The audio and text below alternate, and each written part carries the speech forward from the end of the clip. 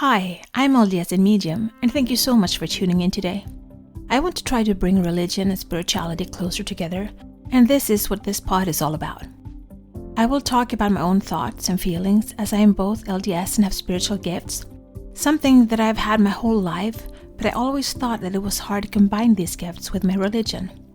This has torn me into two directions, and I have talked to many people who feel the same way. I can't choose not to have my spiritual gifts, but I can choose how I use them. And I always want to use them for good and to help others. I believe my heavenly parents gave them to me for a reason.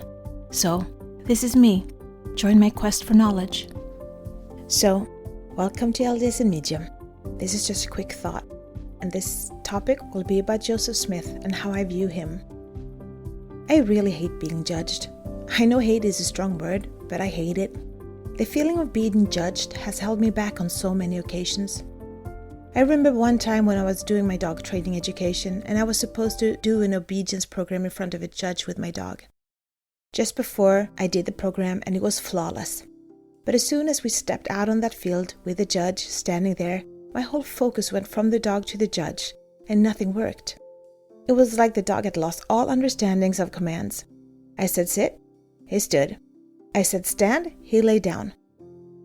I was breaking apart on the inside and tears were about to burst out. The judge stopped the ordeal and I said thank you and took the dog and left. There were some green fields behind a little hill and I took the dog there and I did the whole program on my own with the dog, again flawless. Little did I know that they had followed me and watched the whole thing. My instructor told me he had been worried about me strangling the poor dog, but I just did the program. Full focus on the right place, namely the dog, and not the judge. We need to keep our focus on what matters. And what matters to me is my children, my family, my friends, and you. What are my thoughts of Joseph Smith? I have read some of the not so positive things written about him. But when I feel in my entire body that I shouldn't read more or listen to more, I have not done so. Why? I'm not trying to be ignorant. It's not like I'm putting my head in the sand.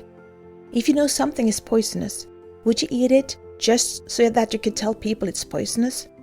I have my testimony. I know that Joseph Smith was a true prophet of God. Does that mean he was perfect? No, it doesn't. He wasn't perfect, but neither am I. Do I want to be judged for the life I live? No. I tried doing my best. But this pod will probably have tons of people with different opinions on it. Some will like it, some won't. Does that mean I'm a bad person? No. I'm trying to do the best I can with the life I have, and so did he. Imagine being a 14-year-old and to see Heavenly Father and Jesus in a vision. That had to have been powerful. And when we see things that impact us greatly, how easy is it to remember afterwards? All the details after the impact. For me, I remember a lot, but things, more fragments of the memory will pop up for a long time afterwards. Something will trigger a memory and it will come flooding back. And it's like, yay, I forgot about that.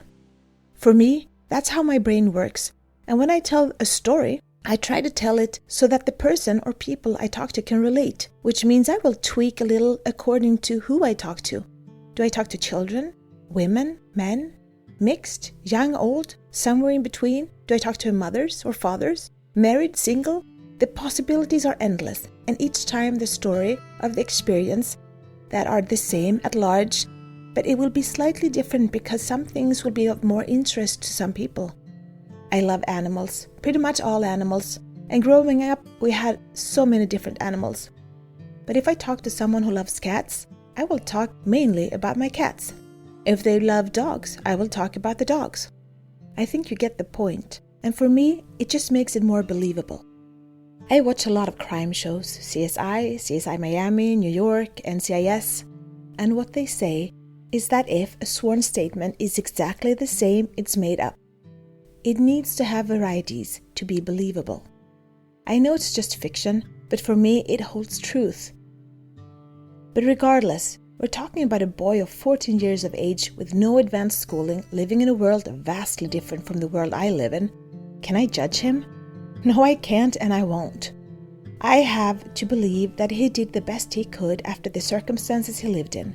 I can't judge him by the standards we live after today. I wasn't there. And since I wasn't there and witnessed it with my own eyes, I don't know what's true or not. Even if I had been there, I wouldn't know. Put 10 people in a room and have them describe a break-in, and you will get 10 versions of what happened. That's just how our minds and brains work. Different people will pick up on different things. If you want to get pregnant, you will start seeing pregnant women everywhere.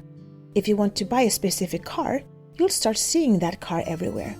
So what is true and what is not? Someone that dislikes me could write a book about me, and in 200 years, if they put enough of what's true in it, people will see the truth, find the truth, and maybe not question the untruths. And one thing I know about Lucifer, he's old. He has lived as a spirit as long as this earth has existed, and he's not stupid. If he wants us to question Joseph Smith and whether he was a true prophet or not, he will find ways to influence us. So my question is, what does it matter today what Joseph Smith did or did not do, did or did not see? I have read the Book of Mormon. I know that it's true. I have strong testimony about the gospel of Jesus Christ, and I know that Jesus Christ is my Savior, and the gospel is His. It's not the gospel of Joseph Smith. It's the gospel of Jesus Christ of Latter-day Saints. Joseph was just a tool to bring it back to earth, like I am a tool to bring religion and spirituality closer together. But I am not perfect, and I don't expect anyone else to be. As long as we try to do our best and never judge anyone, we don't know why they do what they do, what experiences they have gone through. So be kind and listen to the still voice that speaks to your heart. Be the light, share the light, spread the light, shine. This is my journey. Thank you so much for keeping me company today. Please download, like, share, and subscribe, and help spread the light and spread the word to expand our community. Let's bring more love, peace, and unity to this world. Take care of yourself and your loved ones. Always be grateful, kind, and loving. Be brave and remember to step out of your comfort zone and smile. If you support us on Patreon, you will get access to our meditations and extra materials so you can download them as MP3. Also, we now have a Facebook group, which you can access from our Facebook community. Please answer the questions as you apply to participate. It will be a safe haven where we can keep discussing religion and spirituality, our spiritual gifts, and self-development. Remember, one person can make a difference, but together we can change the world.